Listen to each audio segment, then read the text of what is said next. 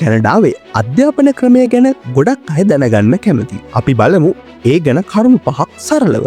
අංක 1 පළාත්වල වගකීම.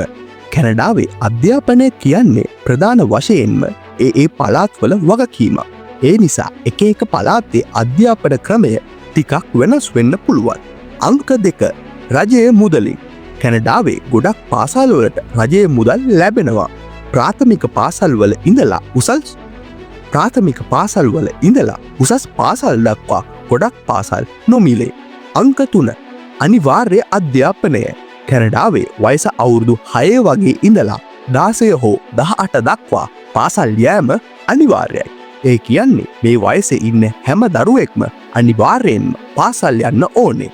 අංක 4 උසස් අධ්‍යාපනය. උසස් පාසලෙන් පස්සේ විශ්වවිද්‍යාලවලට සහ විද්‍යාලවලට යන්නත් පුළුවන්. ඒකට මුදල් ගෙවන්න ඕනේ. කැනඩාවේ විශ්වවිද්‍යාල ගොඩක් හොඳයි කියලා ප්‍රසිද්ධයි. අංක 5 උසස් තත්ත්වයේ අධ්‍යාපනය.